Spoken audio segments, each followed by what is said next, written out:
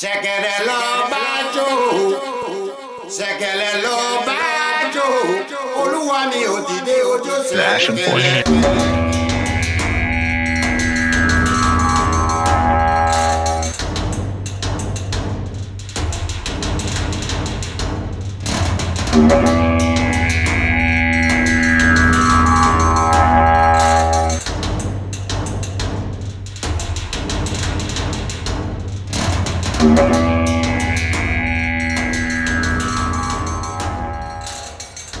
Ashen's the Ashen Forge. Hello and welcome to the Ashen Forge. I am Phantom X, joined as always by Dygz and the legendary Neurotoxin. How are you two? I was just about to say we should probably actually do a promotional thing where we make the intro song a ringtone that's available, because maybe I want to rock that. I mean, I will gladly give you the MP3. And we are, of course, joined by a special guest again, Liniker. How are you? Good. Thank you for inviting me. Yep, Liniker from the forums. Woohoo! Yeah, this will be exciting. So I don't know who sort of cruises through the forums, but there's often a lot of back and forth. So I think we have some very good minds and opinions here that will have some pretty good conversation. But before we jump into Ashes of Creation, Liniker, I wanted to give maybe some of the people who watch us that don't know you, that give you a chance just to sort of say a little bit about you and your guild. Yeah, for sure. Well, I'm Liniker. I'm the guild leader of Nova Ordim. We are a Brazilian guild. We've been around for a while now. It's been a while waiting for Ashes of Creation. I'm also a content creator. I started covering Ashes right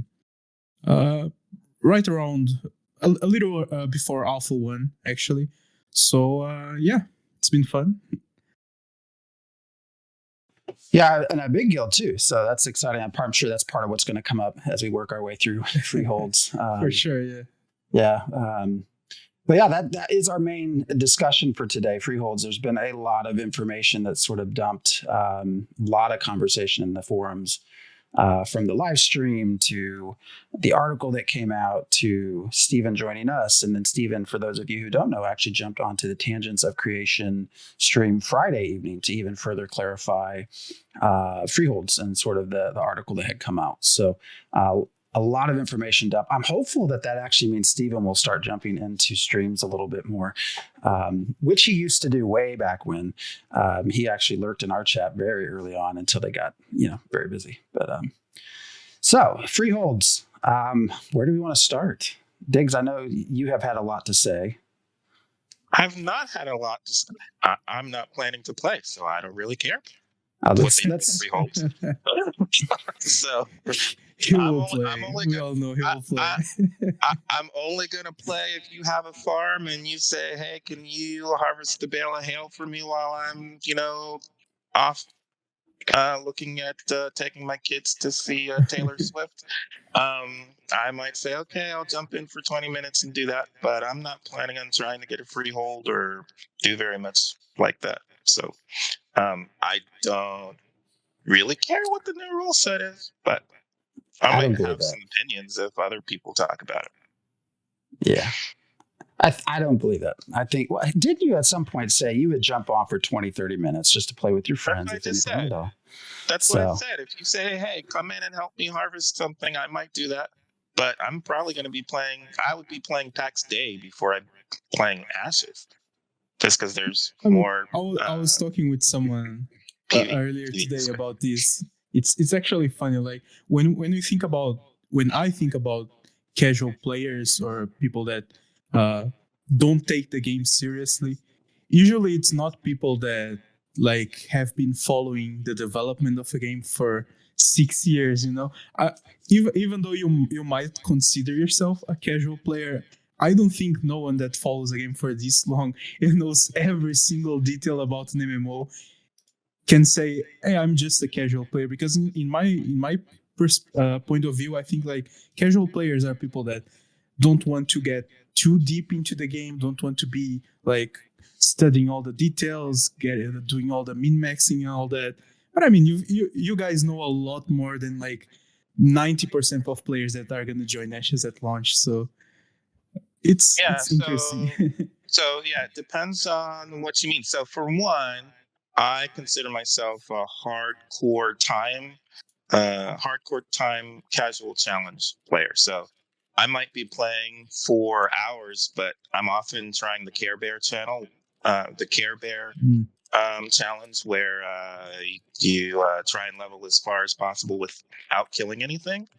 One of the things that I love doing most is explore the entire map. So I might be playing for 8 hours a day, and pretty much all I'm doing is just running around exploring the map and avoiding combat of anything for as long as possible.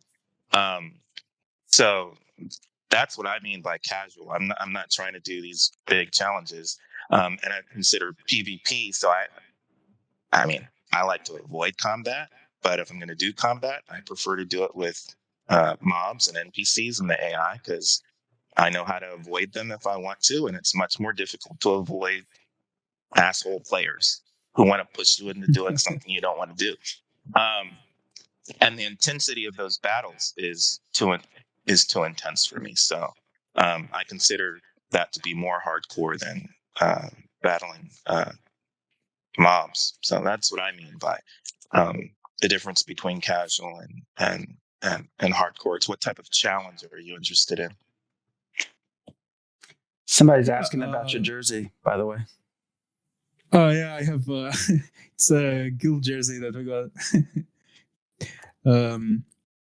I mean, I consider myself actually a PvX player. I wouldn't say I'm a PvP player, because if a game is just about PvP and I don't have like raids to be doing, I don't have PvE content like that I can be doing, and not, I mean, in my progression, that's not a game that I really enjoy. Like games, for example, Mortal Online. It's a game that I've been playing. I mean, I stopped playing it recently, but I played it for a while when it came out, and for a few months after that. It's not a game that I would pick as my main game. I think it's fun because I like doing PvP, but I enjoy an experience that I consider to be complete, to be full of PvP content and PvE content. But yeah, I'd say I am also a time and maybe as you were explaining, a challenge hardcore player. And I'm a guild focused player. What makes me and what keeps me playing an MMORPG is guild content. That's my main thing. Yeah, but if you were playing WoW, what kind of server would you be playing on? PvP for sure. Yeah, I don't know.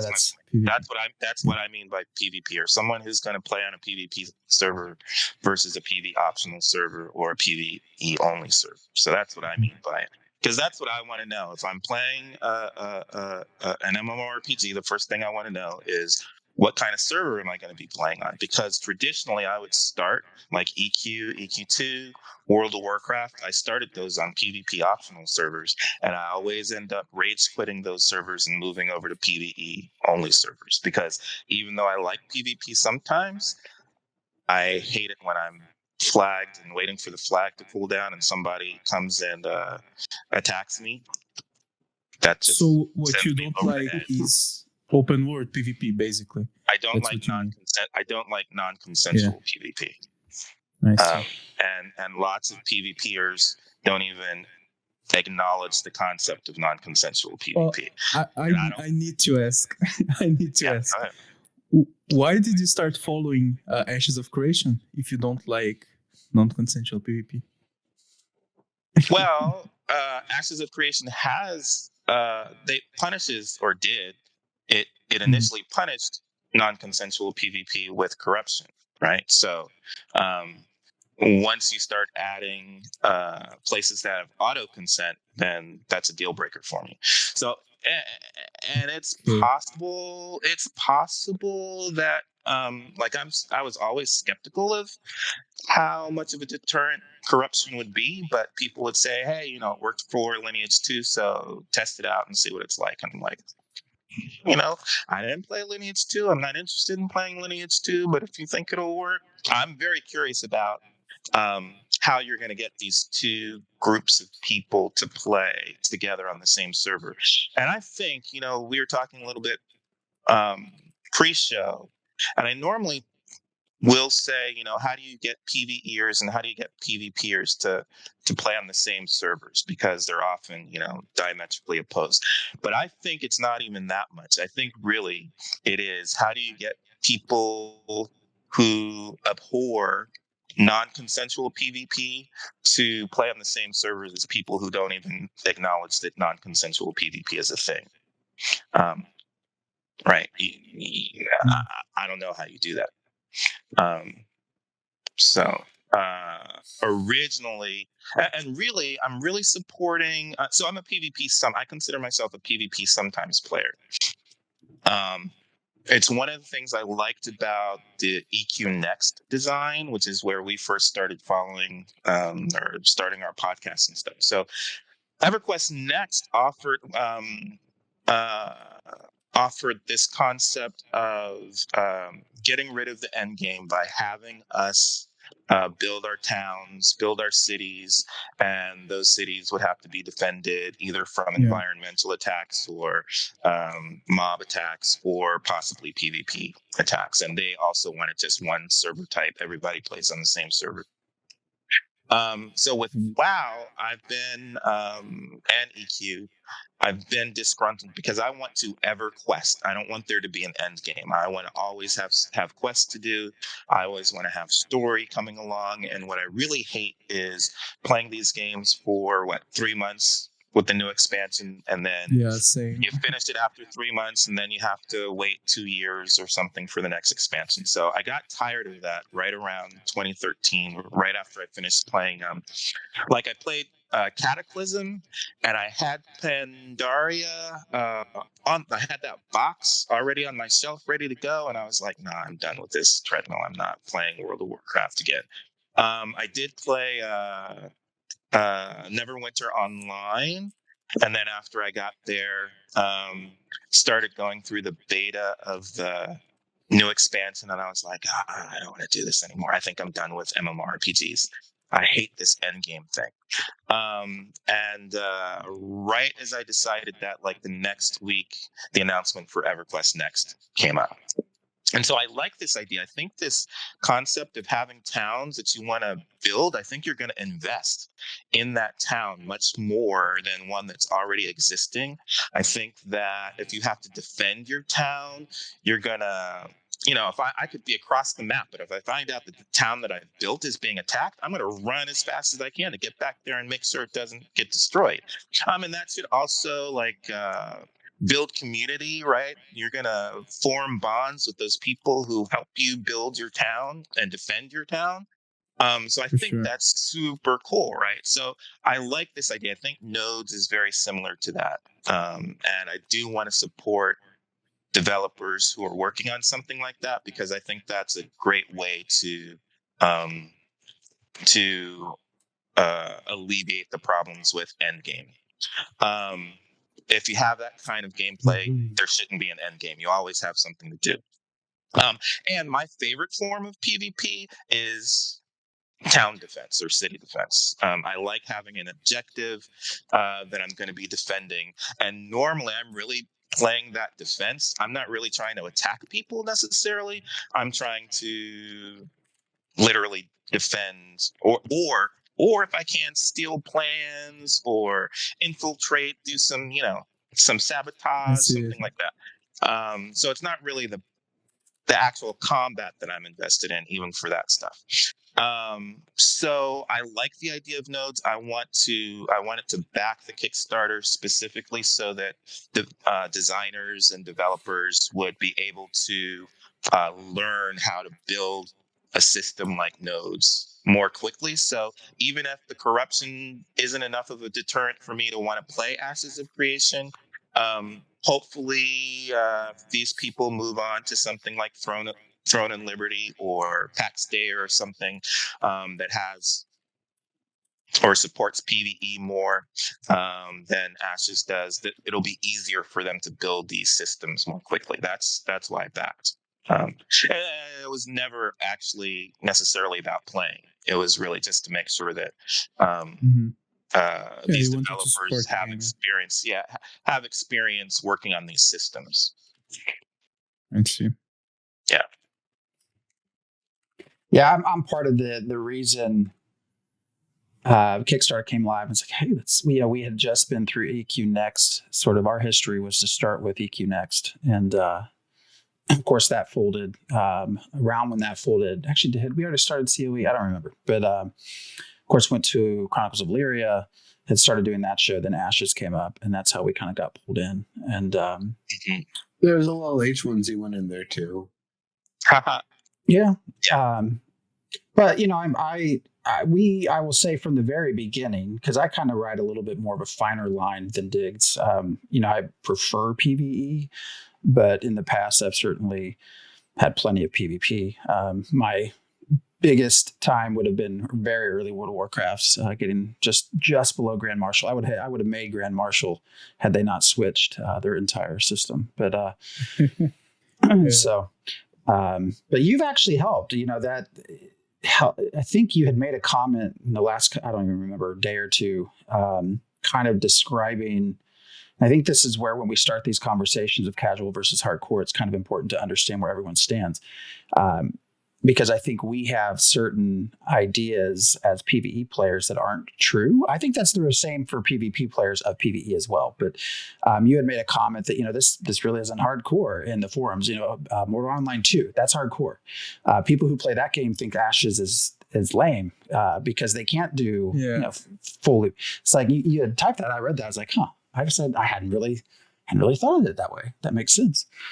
Yeah, it's interesting. I was having that conversation recently with someone, and people that consider themselves like hardcore PvP players, they usually go to games like Mortal Online or games like EVE Online, or they go to private servers from Lineage and all these games, and even Archeage and some private servers of Classic WoW, because they like playing a game where they have no restrictions in who they can kill, That's their enjoyment. They usually, these players, they don't want to play arena games or MOBAs or FPS games because they like mmorpgs and they like progression. And progression is usually, it's tied with PvE. And these players, they like that part of PvE as well. But they want to play a game where they can have all the agency in regards to PvP. They want to kill people and they want to get killed. It's the same concept of players that play games, sandbox games like, for example, Ark Survival Evolved, Rust, those kinds of games. They like that feeling of being able to kill someone, getting killed from someone. That's what I see a PvP player. That's what I consider a PvP player. And I have a lot of people in my guild that love PvP as well. I love PvP as well. But I wouldn't want Ashes to be that kind of game. I want the corruption system to work, I don't want the game to be a gank box, because I know those kinds of games are very niche, and Ashes can't be a game that has like 2,000 players on the server, So it needs to appeal for a large enough audience for the game to be sustainable. And I understand, I acknowledge that those PvP-focused, PvP-only games, they are very niche, and that's part of the reasons that I don't want Ashes to be like that. And also, I don't want to play a game where I'm going to be constantly ganked because I'm a guild leader, because I'm a content creator, because people don't like me. I hate that experience, I don't like that. I play Rust when I feel like I want to do some PvP, but that's on sandbox games. That's a different story, not on my MMORPGs. And I really believe that the corruption system is going to work because, as I said, I'm surrounded by a lot of players that are min-maxers, that are try-hard PvP players, and players like that, they don't want to lose. And killing green players, it's really not smart with so many penalties that we are going to have with the corruption system. So it's something that we talk all the time. Like, nobody's going to be ganking farmers just because they see them farming a tree. It's something that maybe if you are on a spot that has some really, really rare resource that you want, maybe it's worth maybe ganking that player, but it's definitely not something that's going to be happening all the time. That's my perspective of the system as a PvP player, and that's the perspective that I see from a lot of other PvP players as well. It's funny you Well, mentioned. you just- Question, wait, but you just described yourself as a PvP player, so you're not a PvP player, or you are a PvP player? I mean, I think of myself as a PvX player. Yeah. Okay. That's I think that it's I mean, you were saying like, oh, I'm a time hardcore player. Mhm. I think it's easier to think of PvP players, PvE players, and like just players that like both of those contents, you know. And I think I'm in the middle because I wouldn't play a game without PvE. I wouldn't play Okay, a I'm just PvP making only sure you're game. consistent with your term. Well, Okay, that's I mean, I think you are very on a similar path. I mean, did you hear what he said? When Dygz mentioned he's not going to play. I mean, number one in Discord was like, all right, well, when we're going to kill him when we see him. So that's where you're right. Hopefully this corruption thing works to prevent that sort of. so. I think Nero was going to say something. Yeah. That's what- Yeah. chime in. And one other thing, that I actually want to add on to that is that you're a PvP player, but an honorable PvP player. The idea that you don't want to add to the corruption by ganking people or just out, gathering or whatever. I totally understand that. That makes a lot of sense, and I'm glad for someone outside the show to be able to give a perspective like that, so it isn't just like, oh yeah, it's just this echo chamber of these three beards, blah blah blah. They aren't even beards anymore. Come on, guys. I mean, I think there's a lot of people when in this especially. I mean, I might be wrong on this one, but I see it happen a lot more with PvE oriented players. They think of PvP players as gankers, as people that just like to gank and grief, and that's not the same thing.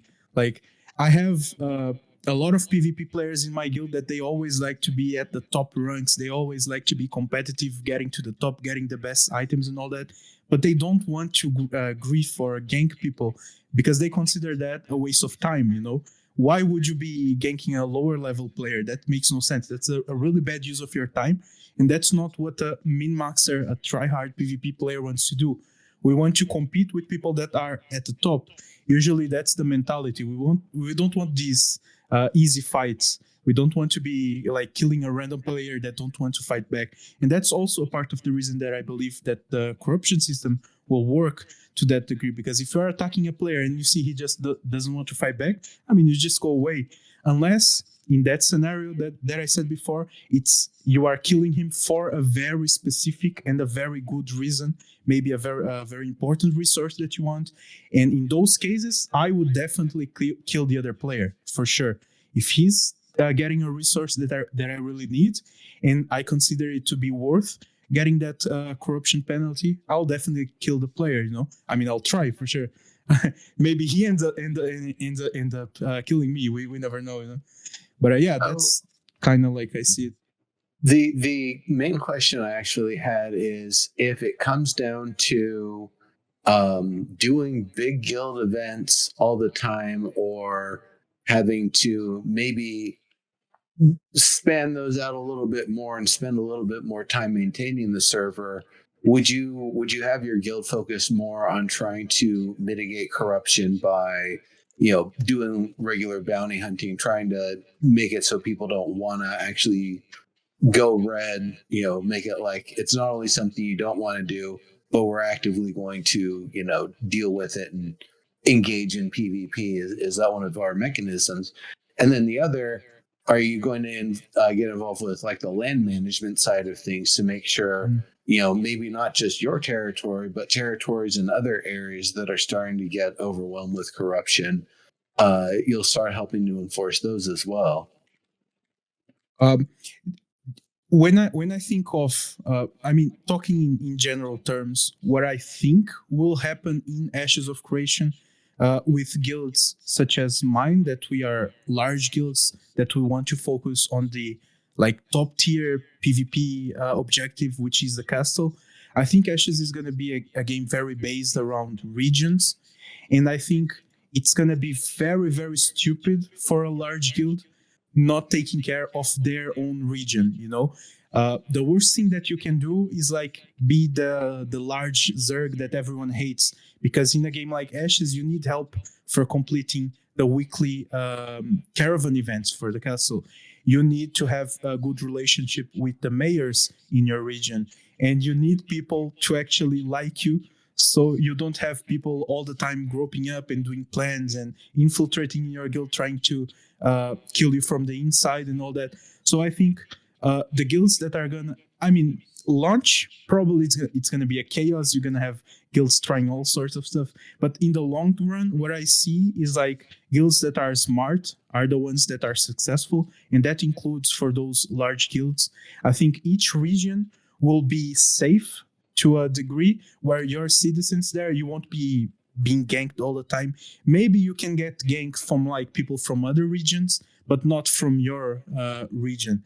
And I believe every large guild will be participating in these events and will be helping out citizens from their own region, because you want peace and you want stability in your region, so you can thrive and so you can maintain your position. You know, that's the vision that I think it's probably gonna play out in Ashes, based on the systems that they are talking about. We're gonna have Liniker on again, because we're not gonna get to freeholds. the conversation right now is already too good. Yeah. So when I was on the EQ Next forums, I was in that mode of those fucking assholes, PvPers or gankers. Why would I ever want to be around them? You just want us around so you can use us as your content and your fodder. Fuck you. And those guys exist. Like I'm not saying all PvPers are like I'm this. just saying Those assholes definitely sure, exist. They definitely but I'm saying that was just my go-to thing at the time. Yeah. But I spent tons and tons and tons of time listening to these two sides try and figure out how they could work together. And we had one of our co-hosts from time to time, Lock6Time, was a big advocate of getting everybody to play on the same server. And he had talked to the EQNX devs, and he came back saying, yeah, you don't understand how it's supposed to work, and the PvEers will help the PvPers. And I'm like, I don't want to help the PvPers, because that's like going to war. If I'm a conscientious objector, why am I going to help the war people? Well, you don't have to actually go to battle. Just make the bombs and the missiles and the bullets. And I'm like, but I'm a pacifist. Why am I going to help you do that? So over time, I was like, but just talking to Lock6Time, he's a cool dude. Like he's awesome. Like I love talking to him, and I know that he's not a ganker. I know that he's not doing this just to gank people. And Neuro actually likes PvP too. I don't know if I would necessarily call him a PvPer, but he has no problem playing these games like PlanetSide 2, and I think Destiny 2 is probably more PvP centric than I've actually stopped playing PvP whatsoever in Destiny 2, and just to not get off track too much, but it is a mode that I understand narratively why they put it in, but also narratively, I come to the conclusion that they're wrong. There's absolutely no analog whatsoever between fighting hordes of enemies and pattern bosses than fighting actual players who move a lot faster. There's a lot less of them, and they'll kill you in 2 shots from a lot further away. They're completely incomparable. The builds you use from are completely incomparable. There's no excuse. All 3, Shaxx, Staladin, and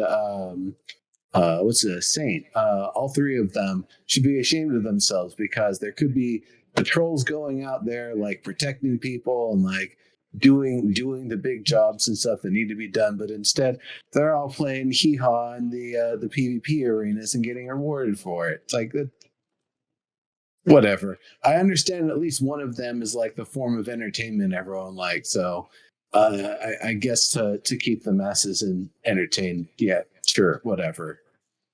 I mean, I'm not playing any PvP MMO at the time as well. I think we are missing a good game that has actual meaningful PvP in the game. I don't like these MMOs that only have these PvP game modes that have nothing to do with the main game, that have completely different mechanics, and that just doesn't fit. It's just something that they place on top of a PvE game. That's what happens in most cases, and that's what we are missing. So, like, basically, for you, most of the time, PvP is just an interruption. It's not. Nothing's actually at risk. Nothing's actually for keeps. Nothing's actually going to change about the server. It's just something that they added to the game to make some people happy. That's what I feel with these PvE games that have PvP, like arenas or battlegrounds or stuff like that.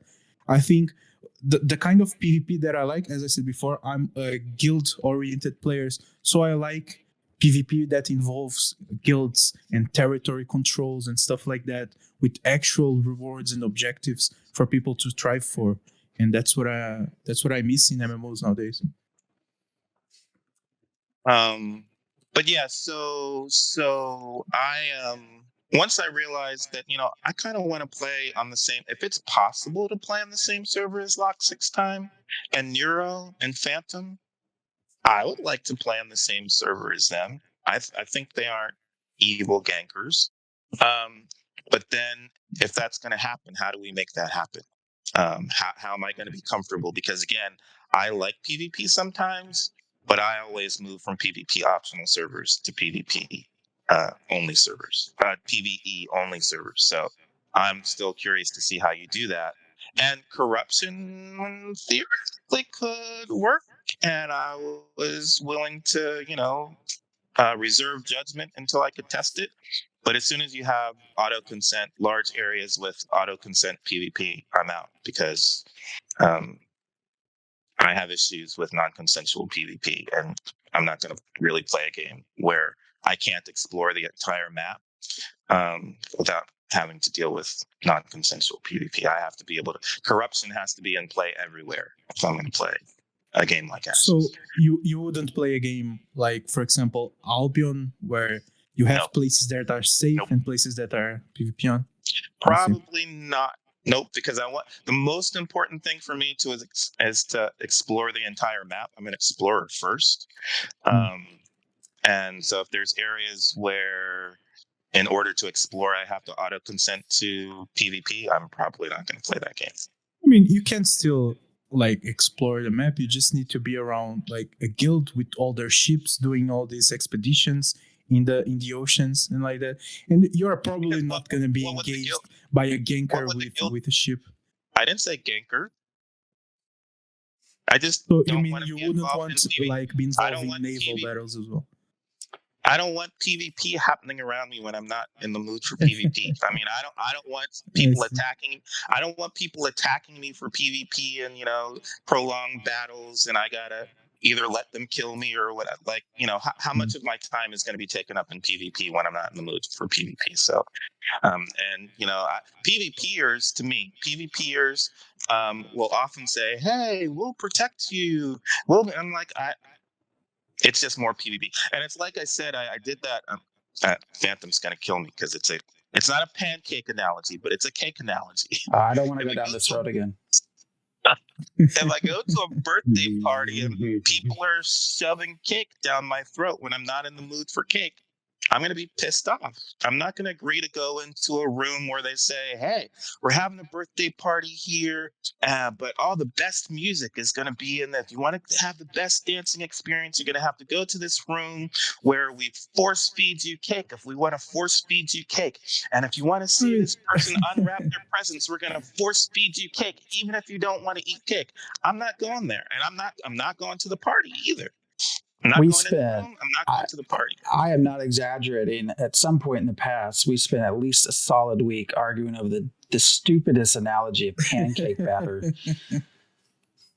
I mean, I see where you're coming from with this, but I mean, the interesting thing is we are having this conversation here, and you have all these discussions in the forums and with all these players, because at the end of the day, you sign up and you got yourself into a community of a cake party, and everyone, when they sign up for Ashes, they knew, like, I mean, you are gonna have corruption, but corruption is not gonna remove PvP from the game. Yeah. So eventually, you will be forced a piece of cake, even if you are not in the mood for that.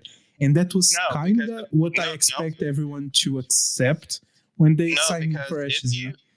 If you force feed me the cake, I can punish you by charging you with assault and having you criminally charged. So if it's a room where if I go in there, you can force feed me the cake, because that could happen anywhere, right? It doesn't have to happen at the birthday party. But if it's an auto consent room that if we get to force feed you cake and you cannot criminally charge us, you can't punish us for force feeding you the cake, I'm going to be pissed. I'm not going there. And I can say, hey, if you guys want to go on there and get force-fed cake, my pleasure. I might even advertise for you, but I'm not going there. I mean, but what about guild wars and like sieges and caravans? So you wouldn't be able to do you consent for that. No, you don't. If you're a citizen, you're forced into. No, I don't have to be there. Well. But you're gonna lose your nodes. Like, you're gonna not help losing your node. I might prefer to lose the node, but when I go or not is still up to me. Now, we were just talking about this. Narc was watching our old interview with Steven, and in that interview, you specifically said maybe I would have to kill someone to get my node or my metropolis. No, it's right, but that's my decision. So there might be times when I choose to participate in PvP, but when I am not in the mood for PvP, if you push me into PvP and I can't punish you for it, that's a deal breaker. So let me ask you this for an example. Let's say that there wasn't any open seas PvP in Ashes of Creation. So you'd go out, you would get you would go fishing, you would go gathering all these resources. But in Ashes, the main thing with how you get resources and how you transport resources was always using the caravans and the merchant ships. Yeah. So how would you move resources from one place to another? Because that would force you into PvP through the merchant caravan system. You still auto flag, so you decide whether or not it's a temporary situation. It's not a permanent zone.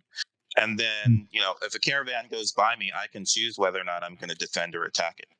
Right? It doesn't auto flag. But you would need to participate in, like, if you want to move resources, you need to flag for PvP. That's the basic concept of the system.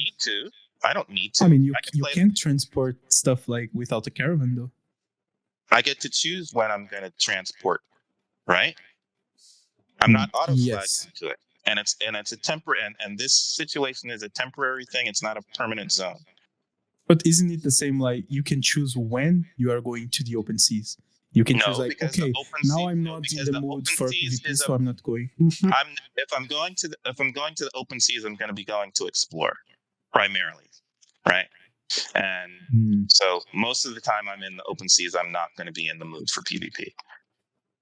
So what if you are in the mood for transporting all your wood to another node, but you are not in the mood for PvP? What would you do? I wouldn't be transporting goods at that time. Hire someone else, probably. No, I just. That's what I would wait. I would.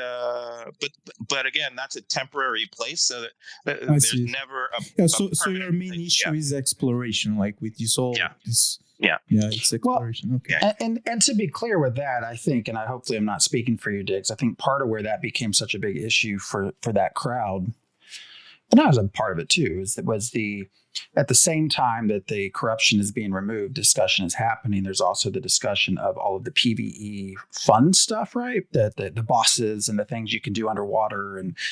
And so I think that kind of rubs some people maybe the wrong way that, okay, you have PvE content and that's why we're here. And we're supposed to have let me finish. And we're supposed to have corruption as a protective factor. Now, that's not going to save us all the time. That's fine. But then that sort of gets removed from these PvE. And I think that's just really where people kind of took that the wrong way. Dygz, am I? Yeah, the problem is that when he announced that, he said, and you know what? The really good stuff is here. So if you want the really good treasure, then you're where there's better rewards. There's more risks. It's like, But he always says that. He just said that about freeholds. no, he's saying that, hey, we just decided we're going to have, and the way we're going to entice you to come over here and participate is the PvP is to ramp up the rewards. And I'm like, no, I mean, that's like not an taking the other side of the story is something that I hear a lot, because as I said, my community majority, we have players that like both PvP and PvE, but there are some players that are like mainly PvP focused. And a complaint that we have with Ashes of Creation, and the reason I don't say Ashes of Creation is just a PvP centric, a PvP game, I would still call it PvX, is because PvP players, they can't like farm arenas, get their arena token and get gear just by doing PvP. They need to participate in PvE. And that's something that a lot of PvP players hate about Ashes. And I just got that comment in my video as well, like a video that I posted recently. A guy was saying, "Oh, this game is trash, so I'm gonna be forced to do raids, to do PvE content if I want my best in slot." So that's the other side of the story, that like PvP players are also forced in some situations to do PvE to get their stuff so they can do the content that they want. And so that goes both ways. Like PvE players sometimes may be forced doing PvE, and PvP players also sometimes may be forced doing PvE. And that's what I consider the game to be, a PvX game. Because if you hate something, like if you absolutely despise and hate PvP, you're probably not gonna enjoy the game. But that the same goes for PvE. Yeah, but again, so for me, what's important to me is if I'm playing an MMORPG, I want to know, am I going to play on a PvP server, a PvE optional server, or a PvE only server? That's what I want to know. And right, if you're only going to have one server and you want all those three groups to play with each other, how do you get the people who normally play on PvP servers to play along with the people who normally play on the PvE only servers? And so that's why I refer from PvPer. I talk about that's really a person who would be playing WoW on a PvP server versus a PvEer who is probably going to be playing on a PvE only server. And like I say, I'm a PvE sometimes server, so person. So I would prefer to be playing on the PvP optional server, but I typically go right. Even on the PvP optional servers, it's too much for me. It's too PvP centric for me, and I go move over to the PvE optional servers. So what I care about first is what's the server type that I would be playing on, and then you can maybe get into PvX. But it's really the PvPers. PvX means the PvPers will sometimes have to do some PvE stuff. That's the way I consider PvX. And the PvP is also gonna be doing some PvE as well. Well, I'm saying that's like both sides. It's a thing for PvPers because the PvEers are probably not going to be playing the game. I'm gonna disagree 100% on that. I think there are different types of, as I said, both PvP and PvE players. I think you're talking about the extremes, like a PvE player that would 100% refuse to participate in a PvP server. That.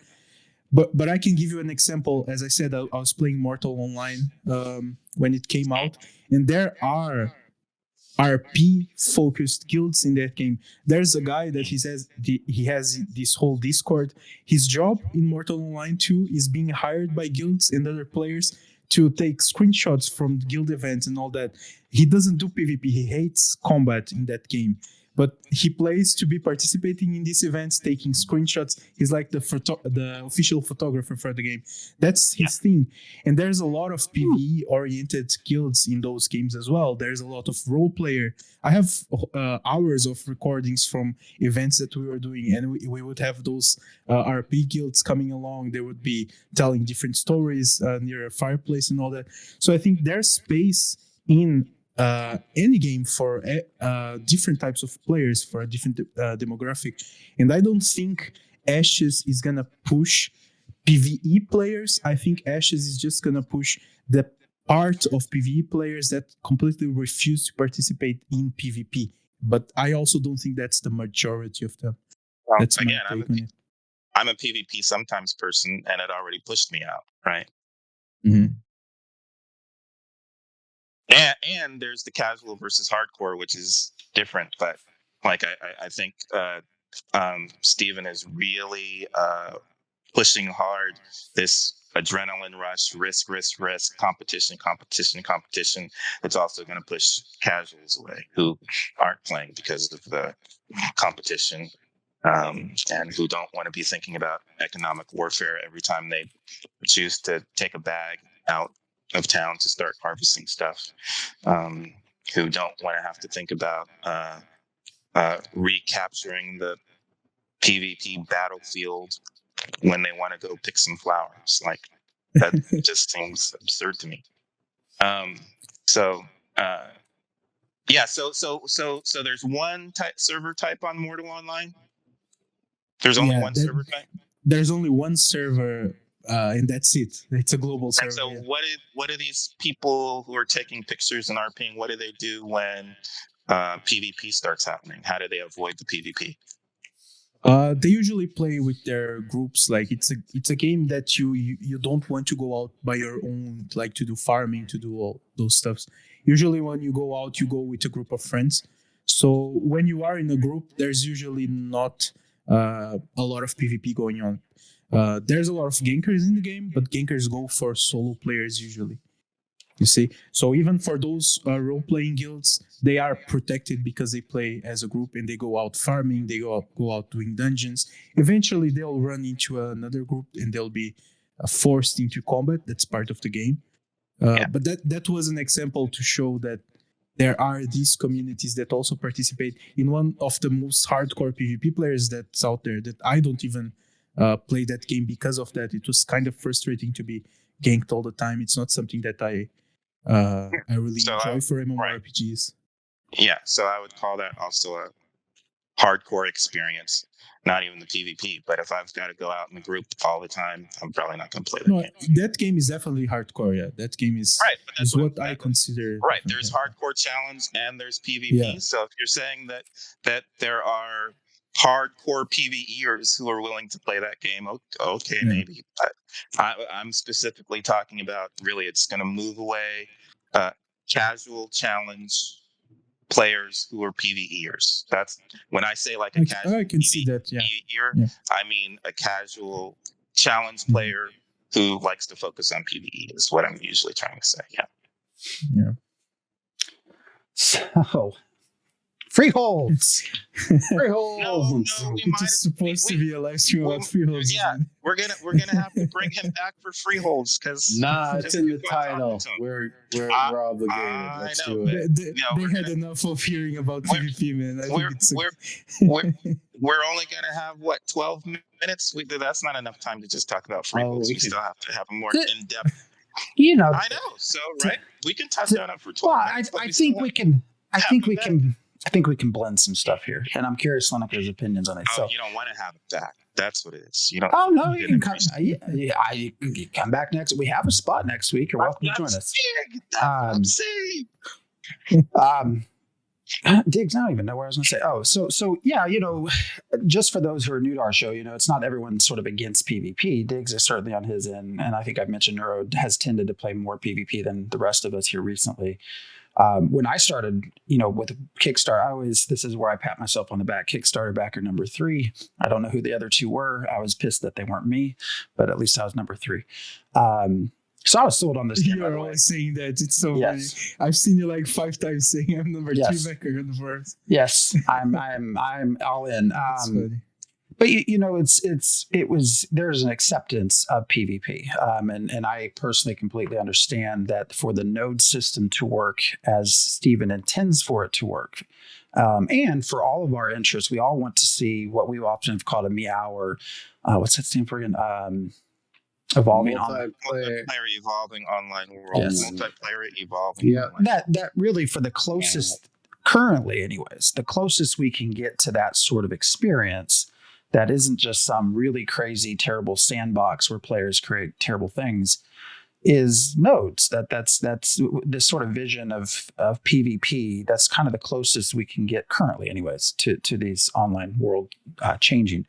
And so I'm certainly not against the idea. Actually, in Chronicles of Illyria, since I don't think that game's ever gonna, well, we'll see where it gets. But I actually had a whole secondary account with a whole second like guild that was not at all favorable to the original kingdom I was in, and whole big long plan of taking down this kingdom eventually. So I guess there's some PvP in me, but so certainly I'm not against that anyways. That's something I've understood and accept that's going to happen.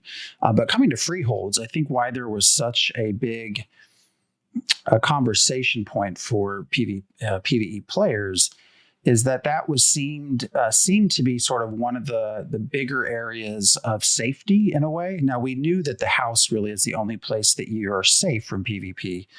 But even then, that was sort of the idea of, okay, well, I might die in a PvP fight. I can always go back to Freehold and sort of chill out with friends and do whatever, decorate, all of these sorts of things. So I think that is where the scarcity and how that was conveyed as being a part of this risk versus reward. I don't know that PvE players ever, I know I didn't really think of it this way. I never really thought of freeholds in the same vein as risk versus reward. Like every time he says risk versus reward, I'm thinking caravans, node wars, being out gathering and somebody taking what I gathered, those sorts of things. Freeholds never really entered my mind into that equation. And so that was sort of a little bit of like a shock. And I think we talked on the forums. I'm not, as a casual player, I'm efficient. Casual, you have to define casual. I'm efficient. I read beforehand. I know I only have 2 hours. I know what I'm doing with those 2 hours. I'm not inefficient. And so I wasn't looking at this as though I wanted a handout. I wasn't like, all of us get freeholds, we all get freeholds. Like I was going to put in the work. But this that changed things a little bit. It changed now it sort of became, don't put in the work, just pay the gold. And maybe if you save up enough gold, that's where that kind of, now I'm still all in on trying to figure out how to make this work. But I think that's where the PvE side sort of came from, is that there really just wasn't even this idea, right? That that freeholds would become a sort of central piece to risk versus reward in PvP. Do you think that's accurate, Dygz? Or I was nodding at chat. Yeah. But I am curious how you have seen some of the changes with this. Like it seems actually very favorable to guilds, guild halls, and I would think as a guild leader, actually the article was very well looked upon. It was, something to point out, and I think this was on Intrepid because they didn't make that clear on the original Freeholds live stream. They are going to have like node bound currencies that you can use to buy the freeholds with not only gold. So that's already an opportunity for even really, because that's a solo thing. It's a currency like honor or favor that you can only farm on your own. You can't have other people helping you, like even if it's like arenas or quests in the divine nodes or tasks or materials that you deliver. I'm not sure how they're going to do that, but that gives an opportunity for, as you said, not the casual solo players, but the dedicated, the efficient, maybe the solo players that put in all the work and the time. That gives them an opportunity to bid on these freeholds as well. I think that was a very important part that they left out on that original live stream and that we learned recently. But in regards to the whole freehold thing, for me, it's it's interesting. Ever since I was learning and studying about Ashes of Creation, as I said, I was following the game since Kickstarter, but at the time I wasn't really looking a lot. I was also looking at Chronicles of Illyria at the time, but I was just casually following the game. I started to really follow the game back in 2019. And when I was studying these systems, I always had this idea that like processing and crafting were going to be group-based professions, because I was into the idea that like, okay, so processing, this is something that we are gonna be like feeding a chosen member of our guild. We are gonna pick like 5-10 players that are gonna do these professions. We're gonna feed them with all the resources, and they're gonna level up. And when I was hearing Steven talking about these things, like he was saying, if you are gonna achieve the master rank in your profession, that's something that is monumental, that everyone in your region will know about you. You'll be recognized because you got to that level. So in my mind, that's not something that everyone would be able to get. And that was something that was going to be very, very limited.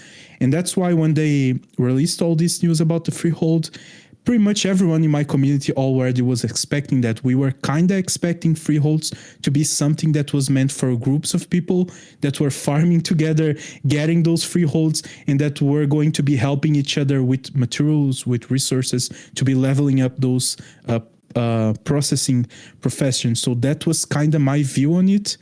So it wasn't really a surprise because of that. But again, maybe that's because I was viewing it as a guild leader and not as a player that was going to try to be getting these things without always relying on the guild. Maybe that's why. I don't know.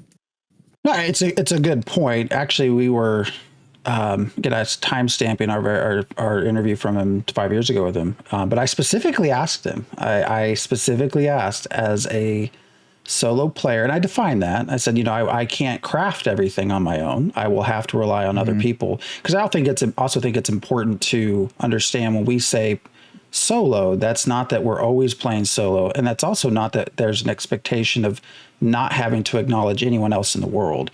I think you can be a solo player and still thrive in a multiplayer world. But I asked him, I specifically did ask him, like, now this was 2018, and I think we used the word farm, not freehold, but, as a solo player, could I eventually obtain a farm? And the answer was similar to what you just said. You would have a much easier time with a group of people, with a friends, with a guild. But yes, if you wanted to put in the time and you did the work, you can have a freehold. And so that's the message that had been replayed in my head. And again, that I'm willing to put in the work. That wasn't the issue, the time and the effort. It was the suddenness of, well, even if you put in the time, you don't necessarily get that freehold. I think that's just, for me, what took it all. But you're right, 100% right. I mean, and that's my new view of this now, is sort of figuring, okay, how can I work with other people, right? We know there's this, we have a better defined process. And so now that we know the process, how can I leverage what time I do have with people I know and sort of build up what we still want to build up? So, yeah. And I think a lot of that is going to be really negotiating, especially for a solo or very small group of players.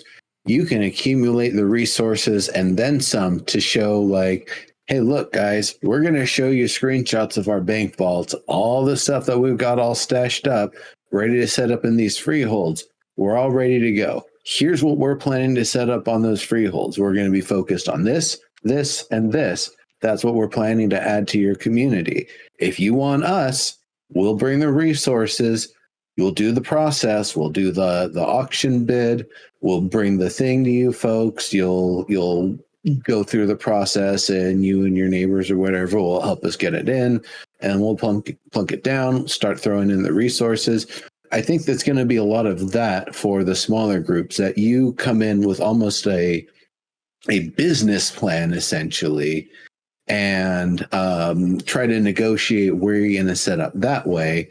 Likewise, you might also want to do a little research in the areas. If you know a certain area is doomed for termination because that's a region that specifically needs to be a science metropolis, and it ain't one right now, you might have your reservations about building there and maybe want to go to the next region over. And of course, that means the risk of a caravan, but I feel like that's the sort of like trade-offs and considerations that a solo or small group is going to have.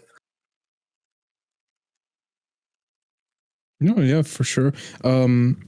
Something that I was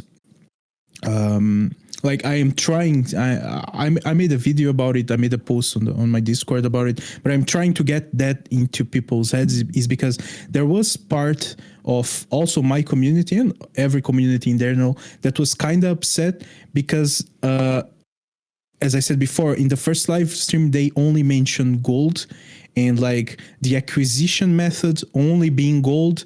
For some people, that was an issue, but now that they have explained that we are going to have these nodes, currencies, these tokens that we can use to bid on the systems, I actually think that it hasn't changed from what Steven said before, because even if you are, like you specifically asked him, a solo player, there is the opportunity for you to get that freehold with that specific currency. So I was wondering what is your guys' perspective on that? I think it's great. Go for it. Yeah. I just said, I had asked him that on the stream, like, what do you mean by resources? So when he says favor and these other things, and I 100%, when you have such a scarcity, a scarce number, and gold is the only option, I think that just leads to some very bad outcomes. But being able to offer some of these other routes is 100%, I think, a positive mood. It reminds me of EverQuest 2. I don't know who's played EverQuest 2, but for housing, and then when you think about it, they have so many SOE devs, it doesn't surprise me. But housing there, you can pay pure gold, or you can pay less gold and status points. And you get status points by doing things for NPCs and for the town that you're in, and whatever. There's a bunch of different ways to do it. And you're able to leverage status points as a way to sort of reduce your burden. And so I think that's 100% positive way to I guess the question is, like, how hard is it to get that stuff? That's the next question I've wound up. That kind of like breaks guilds, because since it's something that you need to farm on your own, and the guild can't be there feeding you with gold, that kind of is a way that, like, for me, for example, I'd rather if it's just gold, because I'm a guild leader. Like, it's a lot easier for me to have just pull gold together, pull resources, whatever, so we can get the freeholds. But I mean, when they announced that, it's actually something that makes, as Steven said, it's still going to be very limited. It's still just going to be the 10% of the server, but it's going to be a mix. Like, you're going to have guilds that are owning freeholds, and you're going to have dedicated players that are not necessarily in a guild that are going to be having these freeholds. So I think that kind of was something that make both sides happy. I believe that was my take on that situation.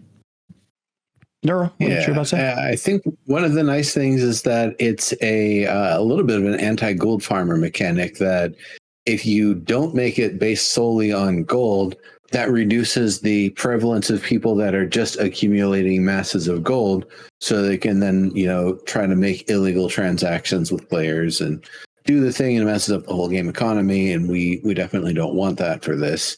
So I'm glad that they've put that in, such a major mechanic, not being tied to just one, simple accumulatable resource.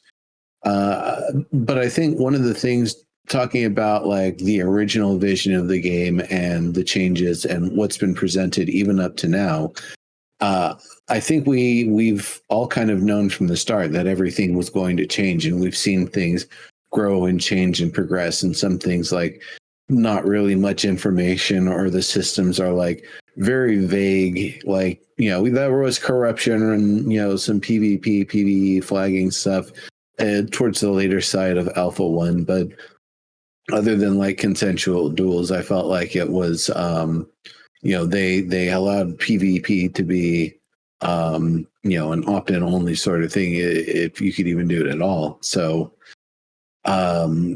like that, and like combat, and like so many of the other mechanics, this one is the current iteration, the current offering, based on what their designers have been able to come up with and get the approvals on. But by no means do I think this system is the final one, and through testing we'll be able to see where the weak points and limitations are. So, even if we're not liking exactly what we see right now, and there are a lot of issues with it, we'll get the opportunity through Alpha 2, through, beta, through whatever phases that we're going to be able to play it and for how long, to be able to test it out and see if it's a satisfying and equitable system for players in groups that are putting in the time, putting in the investment, and all that sort of thing. There could be some other system that comes up. It could be that the favor is just, passively accumulated, and just so long as you quest in the area for a while, it just builds and builds and builds, and like everybody essentially have enough to be able to make the bid if they really want to, sort of thing. Yeah. Well, I mean, we'll have to see. Something that I thought was very interesting from this Steven's participation with I think it's Jamie and Annie. I'm not sure. Yeah, they were talking about like with the numbers and the systems and the details that they are presenting us right now on the live streams and all that. That's not like how the game is going to be at launch. That's like what they are having for starting Alpha 2, because the game will be balanced in Alpha 2. So like a lot of these conversations and a lot of these discussions, like when I was talking to Dygz and he says like, oh, we'll see if the corruption doesn't work, I won't play. Maybe if the corruption works, maybe I'll play the game. We'll see. I mean, they told us that they want the corruption system to work, and they are going to be balancing the system until it actually works, and they are going to be doing the adjustments to make sure it works. So unless they are like lying to us, we like what I try to do is like focus on the intent and the design of the system, and not specifically to like, oh, it's 400 increased penalty, is it 200, is it 350, like how is this going to work? Because these things all probably going to change, like Neurotoxin was saying. So it's interesting, like we are having all these systems reveal, all these details reveal, but it's like it's something that we're going to be testing, and at the end of the day it doesn't really matter the numbers and the details right now, because what matters is the intent and the game design at the end of the day. Yeah, I mean, I think on that point, I don't think that Steven is lying when he says that he wants, to make it comfortable for people, but just like he wasn't lying when he said that the game was going to release before 2020. But just because you want it to be that way kind of doesn't mean you know how to make that happen. It doesn't mean that you know how to make casual challenge players feel more comfortable. It doesn't mean that you know how to make PvP sometimes players feel comfortable. And I think that what he means when he says he's going to recalibrate is it's going to end up that he recalibrates for people who like games like EVE Online and Archeage and Lineage 2. That's really the audience that he's developing for. And I think that's okay. Those just aren't the games that I like to play. So I don't think he's really going to be recalibrating to make it comfortable for me. And in terms of corruption, it doesn't matter anyway, because there's already auto consent open season. That's what the deal breaker is for me. But when it comes to the freeholds as well, right, it seems like there's a lot of competition there, and I'm a non-competitive. I'm a casual. So when I say casual challenge player, I'm non-competitive. So the more competition you put out, he said specifically exclusivity and scarcity, right? He considers that one of the pillars, which he didn't really say earlier on. And I'm a hippie commie, so I like co-op. I like sharing everything. What's the other phrase that he's been using more recently? I need to go back and see when he started using this. Not everybody gets a trophy. I'm really more along the lines of everybody gets a trophy. I'm closer to everybody gets a trophy than exclusivity and scarcity. So again, I think that if I was going to be helping my community with their farming and all this stuff, I'd probably prefer to do that in the heartlands of PAX Day, where you don't have PvP. PvP is turned off, and you can build your farms and build your villages and build your communities. More likely, I would be spending time there, where I can just have fun and not have to be concerned about PvP and concerned about people, sieging there and destroying that. And then I just have to see what the PvP aspects of PAX Day are. I have some concerns about the PvP and PAX Day as well, but at least there's large areas of land that are free from PvP, which is something that Ashes doesn't have. So I think that's kind of the other issue when I think about who's going to be playing is if this game had released in 2017, I mean, had released before 2020, I think you have a lot more people being like, well, this is the only thing there. I might as well give it a try. I'll compromise on the PvP because, you know, what else is out there? But I think even within the next couple of years, there's going to be a bunch of other games I mean, that I can play where I don't have to think about that. Right. I agree with you when you said like, I mean, it's listed like forever on the wiki. If you look up like what's the biggest inspirations for Ashes, they have Archeage, Lineage 2, EVE Online. So, I mean, of course, it's not everyone that hates those games is gonna enjoy Ashes of Creation. I think that a large part of the players of the community that Ashes is gonna have in the long term are players that enjoy that risk versus reward philosophy and like having to put in a lot of work, having to compete with other players and all that. From what you are saying, I'm getting that maybe you are not a player that they are trying to target as an audience, and that makes sense. I also never thought, and I don't think that Ashes is going to be like the top one most played MMO. Like, I don't think, maybe it gets in top 5, maybe top 10. I don't know. As you said, there's a lot of other good games coming around that are not PvP oriented, but I don't think, I mean, from all the games that are being announced, I still don't think there's anything that's gonna directly compete with Ashes of Creation. Like you're mentioning Pax Day. Pax Day isn't even an actual MMORPG. I mean, it doesn't have quests, it doesn't have like NPCs, it doesn't have all these elements that I am looking for example, in an MMORPG. I think Ashes is coming along to get like a hole that we have in the industry for PVX, or as you like to call it, PvP oriented games that have that kind of content and that have that old school design in a modern game. And I think that's something that all these games that are being announced are not trying to compete with, because it's not the most popular. Like, as you're saying, there's a lot of a large crowd of PvE oriented players that don't want to be forced into PvP. And that's something I think Intrepid is aware of. I think everyone is aware of.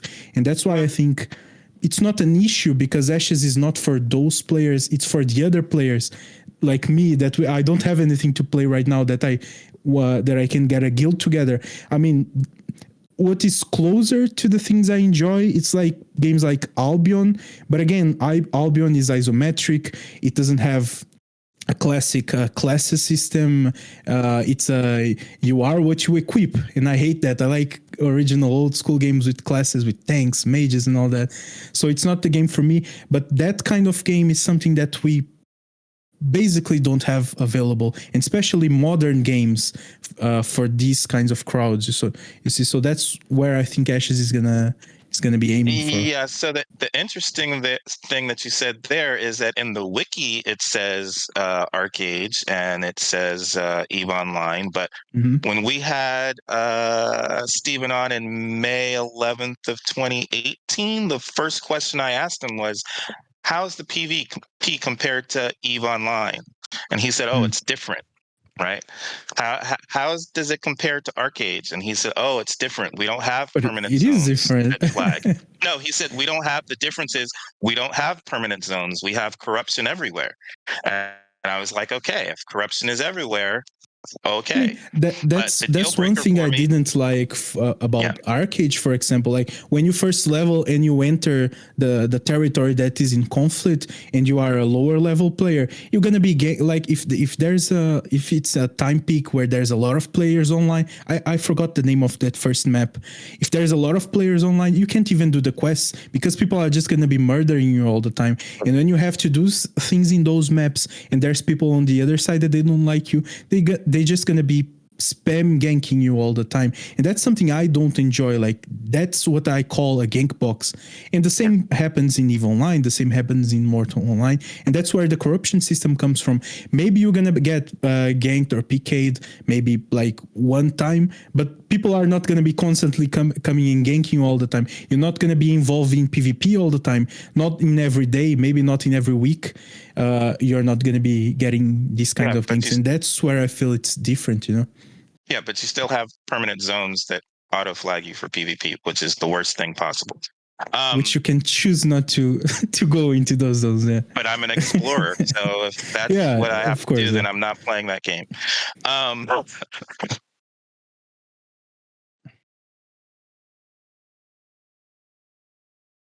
Sorry, I was muted. There's a post on about Diablo 4, actually, that this is reminding me of. Somebody, I don't even know if it was Twitter or what, but messaged a D4 dev saying, make PvP optional in, the PvP zones.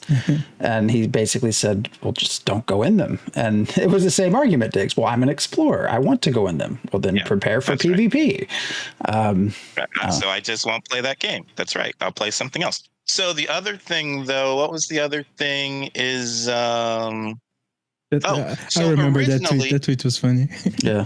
Originally, because we had Jeffrey Bard from EQ2, I believe, and we had so many former SOE Daybreak devs that Steven was hiring, I was assuming that somebody like Jeffrey Bard would want to maintain and make the game comfortable for the players who normally play EQ and EQ2, and lots of those players play on PvE only servers and PvP optional servers. So I'm thinking that he's going to be objective enough to, when they say we need to support all types of play styles, I'm thinking that, it's going to be, we have these EQ devs who know how to support them, right? Even though we're not going to have the separate servers, they're going to want to maintain those. But now, once Jeffrey Bard left, and then we start getting the open seas and we start pushing more and more towards PvP stuff, now I understand. Yeah, they're not trying to maintain those people. They are just trying to maintain those people, I think, who like EVE Online, Archeage, and Lineage 2. I don't think I necessarily agree. Actually, I definitely disagree on that one because, like, I'll give you an example. Like, you're saying you're waiting for PAX Day. There's a lot of people from EVE Online in PAX Day, which is a game that you hate. Not that you hate, but you don't like. You wouldn't play. I wouldn't play it, yeah. I think, like, if Intrepid had this thing where they're like, if they hired someone from EVE, the game was going to be more PvP oriented. If they had Jeff Bard, it was going to be leaning more to PvP. I think that would be an issue because then the game wouldn't have a vision. I think this is Steven's game at the end of the day. I don't think Jeffrey Bard or the new lead game designer, or if they hired another game designer for, like, say, Mortal Online or something, I don't think the game would be changing because of that. I think the game would still remain as Steven's vision. I didn't say change. What I was saying is he hired all these people, so I thought that's the direction they were going in. And I'm trying. That's why I asked him. The first thing I asked him is, who are you designing this for? Are you designing it for EVE Online? Are you designing it for Archeage players? Because if you are, then I know then I'm probably not going to play this game. And he said, well, it's different. There are no permanent zones. I think I've heard you say something along those lines, that ever since Jeffrey Bard left, you felt that the game is moving in a different direction. Yeah, it was after Jeffrey Bard left that we got the open seas. It's after Jeffrey Bard left that we got, these more PvPs. So you think that's because he wasn't in the project anymore? You think that maybe if he was there, we wouldn't have those changes? That's right. Yeah. If I was to agree with you, I would also have to think that maybe at the end of the day, I'm not sure if I trust Steven and Intrepid to be doing Ashes of Creation, because if the game changes direction and changes their target audience because of who's working there, and if they hire someone new, it's going to change again. I think that doesn't give me the confidence in the project at the end of the day. Yeah, I feel like I think you just didn't have a person anymore to moderate what his core gameplay is, right? This is Steven is now pushing more and more to what his core gameplay was. And I think probably when Jeffrey Bard was there, he would say, well, if you do that, then these people who were, closer to EQ2, we're going to lose the casual players. We're going to use, if you do this, this is going to happen. And once you don't have that person there anymore, he's pushing more towards the gameplay that he likes, which is EVE Online, which is Archeage, which is Lineage 2. And then now I understand that. And I'm like, oh, I was trying to get him to say that in 2018. And in 2018, he didn't want to say that. But now that I understand it's like that, it's just easier for me to understand, oh, this isn't the game for me, right? And that's okay. I'm not change it. I think Steven should make his vision. It's his game, and I love that. And I really think that, because I do agree that what I consider those hardcore challenge people and the PvP, what I consider PvPers, those people who are irate that New World changed their stance after Alpha and accommodated all those PvEers. I think those players should have a game like Ashes where they want to play. I support that. It just happens to be, too intense for me. And I think there's, quite a bit of casuals and PvEers who will also be too intense for, but probably that's not the actual audience, and that's okay. Well, I do think they have been more clear in who they're targeting. I don't know exactly when it started. It might have been after Jeffrey left, but I mean, you certainly started hearing the term, maybe this game is not for you, more often. I think that's fair. That's fair. I do think that's been said more.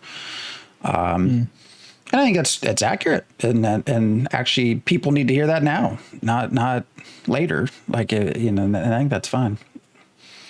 Yeah. I do want to talk a little bit more about freeholds. We're already like 20 minutes over. I hope this is okay. Liniker, if you got to go, just let us know. If you need to head out, just let us know and we can have you come back. But no, yeah. No, I am curious your thoughts on the freeholds, especially with the guild related process. So I feel like, I'm going to pop this. I actually I'm sure everybody's already saw the parcel map. I'm going to put it on our stream, just showing sort of the guild involvement here.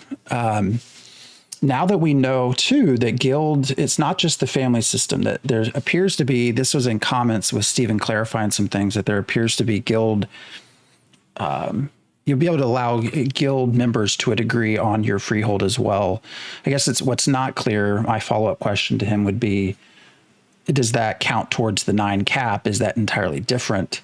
If it actually is different, if it doesn't count towards that 9 family member cap, that actually improves all of our chances of getting a freehold.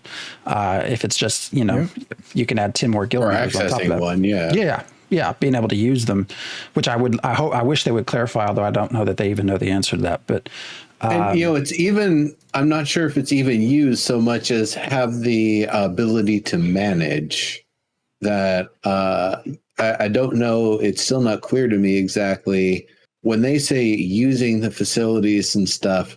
Like, is it literally you have to be a family or guild member to rest in a bed or use a crafting station or pet the piggy or whatever? Or is that all like completely restricted and you can only ever do that if you're family or I remember I specifically asked when he was on the Discord, I asked like, oh, so your guild members will be able to reach tier 5 using your freehold? That was my question, and he followed up basically saying that yes, but not yes, but that would be tested in Alpha 2.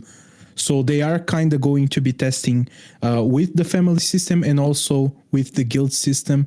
But since he said it will be tested in Alpha 2, that means that both family and guilds should be able to access the processing stations and level their professions that way. I'm not sure about the managing and maybe changing buildings and all that. I'm not sure about that. And it definitely seems, it has the feel that a lot more and more sort of the freehold parcel system really is directed more for guilds. Now we know that not all guild halls will be available, but still the other thing that he mentioned was the potential for, I found this interesting, Neuro, because you had asked him, if I own a freehold next to a friend, can I somehow confer a benefit to that friend? And his answer was no. But then he clarified after they released the post that actually guild halls may be able to give some sort of benefit to the freeholds around them. So apparently, just your question was too narrow, or he just didn't want to answer it. But so when you start looking at all of this, it seems much more like freehold. The intention really is more in a guild system, but also interestingly that the idea of it's a fun place to build a home and to style and design and place furniture, those things will exist, but that seems also less of a focus. And part of that article, there was a statement, well, if your node is sieged, all of your blueprints stay the same. So you won't have to, you actually don't have to rebuild. You just basically, or not very much anyways, you just have to find a new place to put your blueprints. And so there's also less of, I'm curious how that will work, because there seems to be like, he hasn't said enough, the way I read that is like you just basically start from where you stopped. If I was halfway building through a house, siege happens, I have to find a new freehold, I will start halfway. Who's the progression, yeah. Right. And so then that question. That's what I thought. Well, here's where I find that interesting, is that a lot of this is risk versus reward processing and resources. Well, if that's the case, like how do the resource part to that? You're not utilizing more, like if the siege didn't cost resource loss, like if I'm starting from where it ended versus if I lost that node siege and I have to start all over again. You are going to lose like a lot of stuff with that, because you are going to lose the investment that you put in to get the freehold, like the gold you paid or the favor or the honor, that all goes away. That's true. And you're probably going to have a material drop as well that people can loot if they destroy your freehold. So there's... I think there's a lot of risk involved with that. Oh, no. Of course, if you lost the progress on all the processing stations, I think that would probably be too much, probably game breaking. If you lose stuff that you take like months to level up and you suddenly just lose it all, I think that would be too much. That would be too hardcore, even for the hardcore players, I think. Don't you? But that makes me wonder. Don't you lose the materials? I think you lose the materials. Right. So you don't lose the materials. I think part of them. Right, but what I'm saying is it's not like you just can pop your the stuff on your freehold back out of nowhere. So you still have to. From my understanding of the system, it's like all your settings and all your progress is saved on those blueprints. That it's. From what I understand, it's bind to your account. Like once you use the blueprint, it stays on your account, like your blueprints page. And so when you go and you buy another freehold, you have all those blueprints and you can place them. Like you pop the blueprint, like let's say a survival game, and you see like the transparent frame of the building, and then you need to acquire the materials to build it again. That's what I understand from the system. Yeah, so I see. So you mean the material loss for the building itself? Yeah. I think so. Yeah, I think so. There is one interesting thing to that, though, is that it means if you're going to get a rare blueprint that would come from a treasure drop or something else, I don't know if it's even possible to kill somebody and have it drop as an item, but it sounds like once they've got it in their blueprints, that's it. And so you can knock their home down, but you don't get the ability to build that kind of upgraded structure, the rare structure, because that's permanently in their blueprints. And I can see how people might feel both ways. On one hand, you'll never lose that blueprint you fought so hard to get for the upgraded version. Now you can make dragon scale equipment or whatever because you've got the special dragon scale forge. But on the downside, I might be, a top tier PvP guild and be like, hey, I want to be able to make that and not have to pay that dude because that dude charges an arm and a leg for everything. And we're about to attack the zone anyway. So what's your take as somebody who runs a PvP guild? Would you rather that be a resource that can be pilfered from other players, that you can take their rare blueprint? Or do you think it's better that they should be able to keep that rare blueprint and be able to set it up wherever? No, I think that would be too much. I think like if you can like take blueprint. First of all, I don't think, from my understanding of the game, I don't think blueprints would drop because they would be considered as finished items. Yeah. And items don't drop in Ashes, like potions don't drop, gear, all that stuff doesn't drop. It's just like Oh no, some of them do. They gathered definitely and do. Processing. Well, like what? From No, your person, like the Carfin. Yeah, no.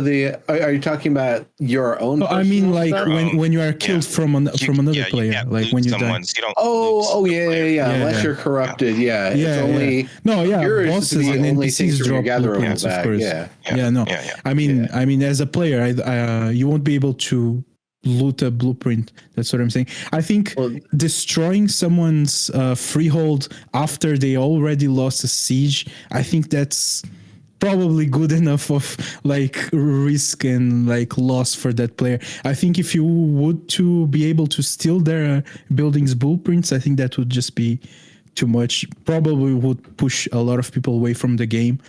As I said, even though I like PvP, I like competition and all that, I want a balanced game. I don't want a game that's leaning too much into hardcore, because I think that's not enough to sustain a healthy enough player base.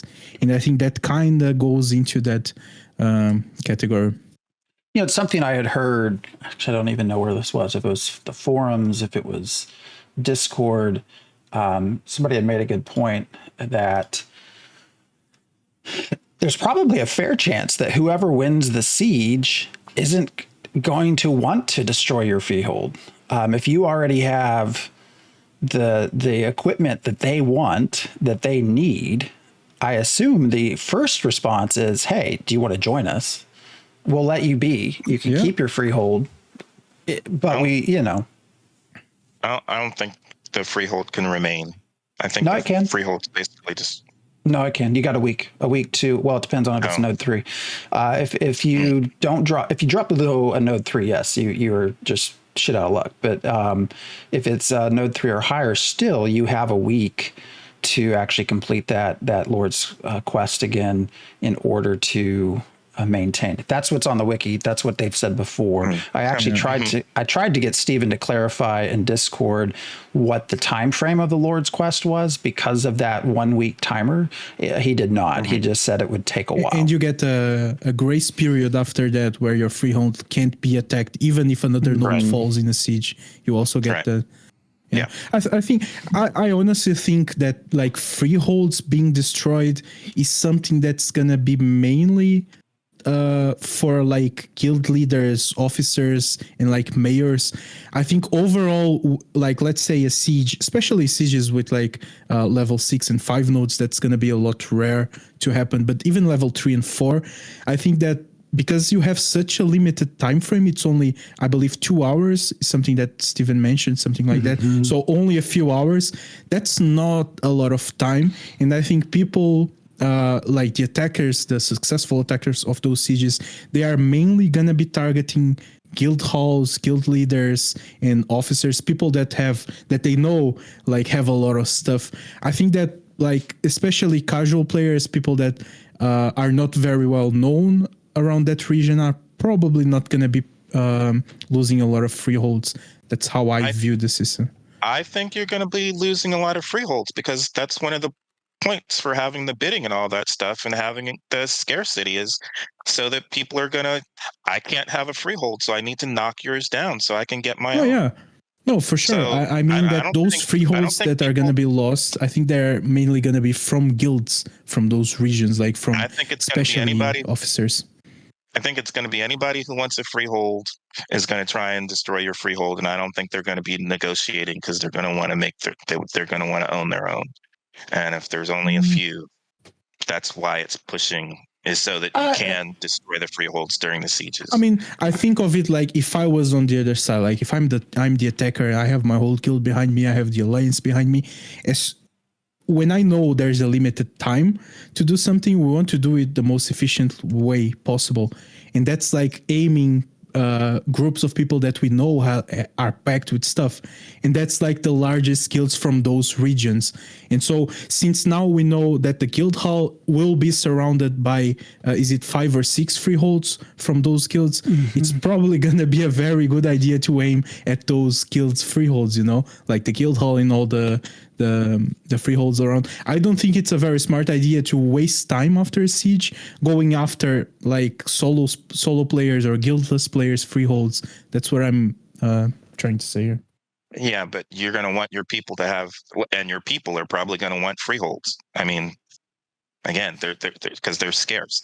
That's the whole reason of having them scarce, is so that helps drive the PvP and for people to have sieges in order that they can get of course, freeholds. Yeah, of course. I mean, we're gonna be picking, like, we have priorities, like, who's like, if Intrepid puts the system like a few hours, the reason that they are doing that is not to allow every freehold to be destroyed. I think that's the main reason why they want to put a time frame for that.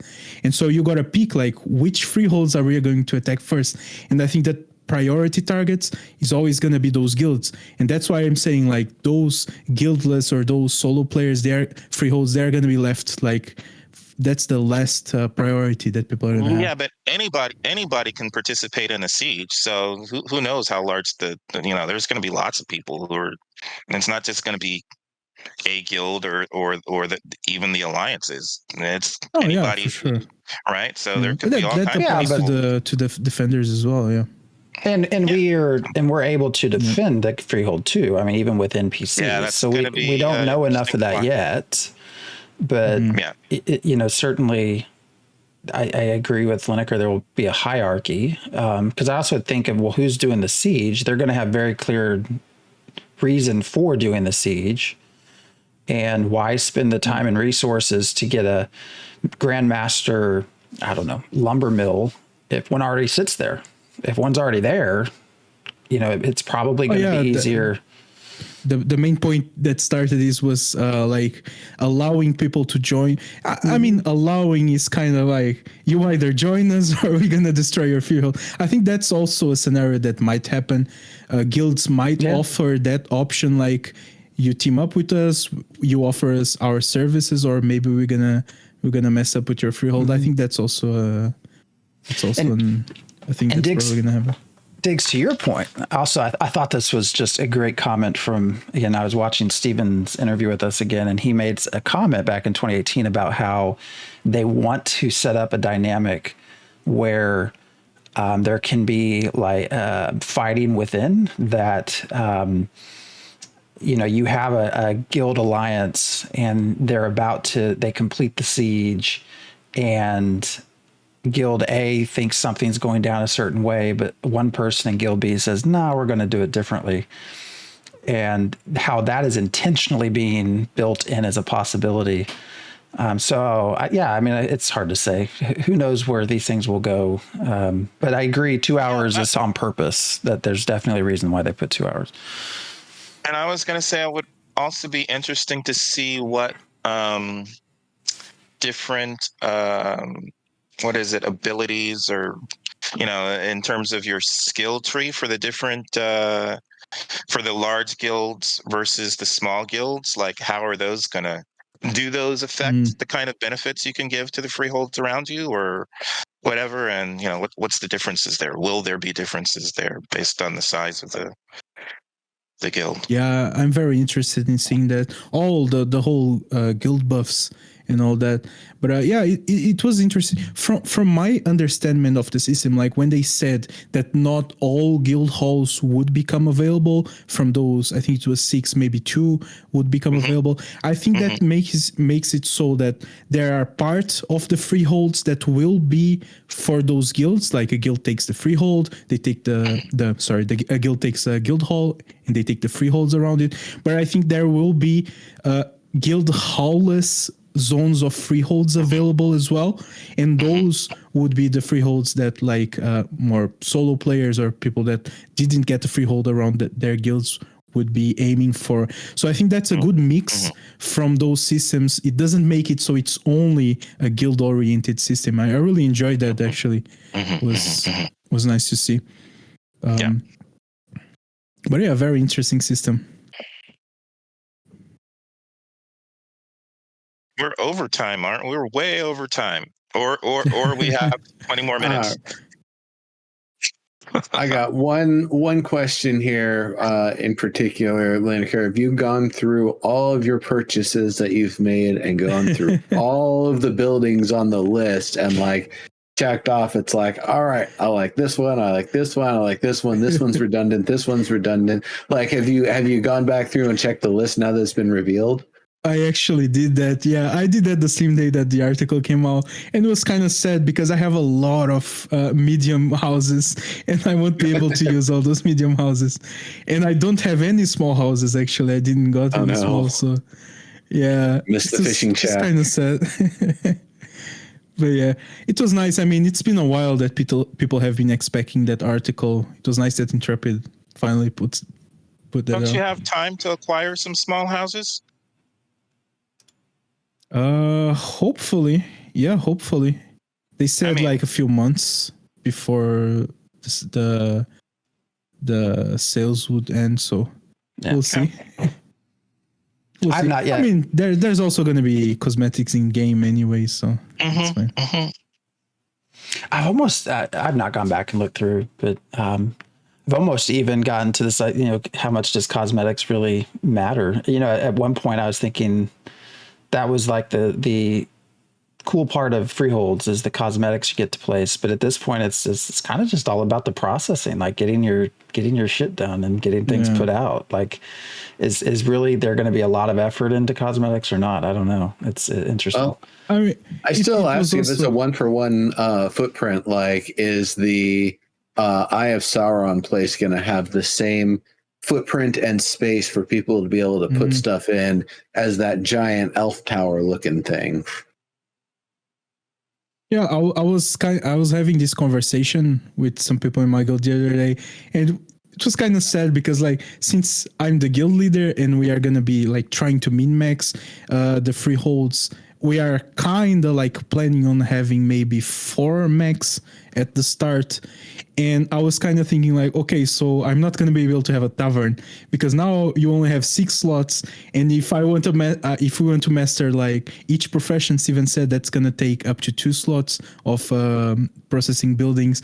So that's probably not going to have room for me to have the stuff that I would enjoy. But at the end of the day, that's like my play style. I like to be min-maxing stuff with my guilds, with my officers and my members and all that. So that's something I choose to do. But originally I was planning on having a tavern. So hopefully I'll have that maybe later, but probably not at the launch or at the start, because we have other priorities and we don't want to be like wasting a lot of gold, a lot of resources with freeholds that we don't need at the start. Well, one thing they've not really mentioned when we talk about slots that I plan to ask at the next live stream, so nobody better take this question. I'll find you and hunt you down. Is we don't really know it too in case it gets missed.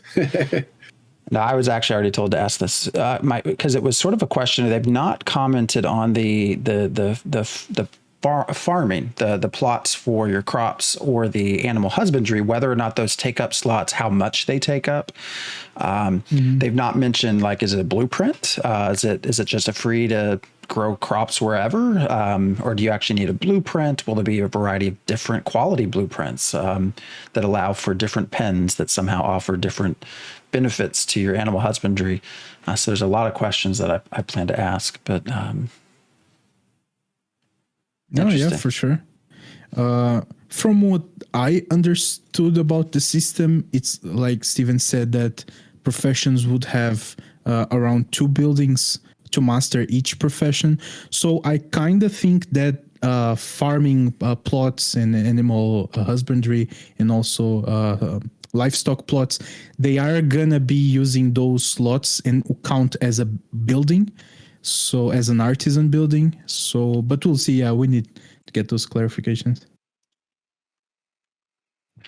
Well, all right. We are, 45 minutes over. So this has been a lot of fun. As Dygz said, you should come back. For sure. Yeah, I'd be happy to come. First 45 minutes or so were just PvP. So, but we got some good freehold discussion in there. So, But yeah, we want to thank you very much, Liniker, for joining us. Is there anything you want to shout out? Anything? What's your YouTube channel? Anything like that before we close? Yeah, if anyone hearing wants to have some good Portuguese Ashes of Creation content, it's Guilda Nova Ordem on YouTube. We have our website, all our socials in there. So yeah, it was really nice being here. I'd like to thank Dygz for having all these conversations with me and not hating me from all the discussions that we had on the forum over the last few years. It's been fun. As I said, I really like Dygz, and I really enjoy watching you guys neurotoxin. I like to thank you as well, Phantom. I really appreciate the opportunity of being here. It's been fun. And I was going to say, like, when I say I'm not going to play, it means like I'm not going to do my 8-hour sessions. Like when I play MMORPGs, I spend 8 hours. I do 8-hour-a-day sessions. So I might pop in to hang out with people for 20 or 30 minutes just to, cosplay. But I'm not really going to be For sure. trying to accomplish stuff that I would normally accomplish in progressing my character and, all that stuff. I'm not going to be trying to explore the map. But again, that's the thing. I would love to maybe have a beeline to your tavern and hang out in the tavern and have a drink with you for sure. 20 You'd be minutes welcome. or half an hour. I can assure you, no one would PK you around, man. No one. and it would be fine. They would gain some corruption. No, they wouldn't. No one would do that. And I would just be wearing trash stuff anyway, so I wouldn't even care. It's not going to interrupt anything as long as I can make it to the tavern. So I don't care about XP. So as much XP debt as I get, it's irrelevant. So yeah, I definitely would not mind hanging out. I don't want to play, but I'll pop in for events and to hang out. In your hippie clothes, so. Exactly. That was actually one of my real briefly. I had planned to, if I got really annoyed with PvP, just wear nothing and just go knock down all of the trees, harvest all the stuff, and just drop it, like not collect it. Although I don't think we can drop stuff, so that won't work. But anyways, another discussion for another day. Yeah, Liniker, thanks again. And everyone, thanks for watching. We are live every Sunday, typically at 9 p.m. Eastern, 6 p.m. Pacific, but we will be back here next Sunday as well. And we are looking for people that like to chat about Ashes of Creation. So if you have interest, just let us know. And yeah, thanks again. Everyone have a great rest of your day, and we will see you back here in a week. Awesome. Have a good one, everybody. See you.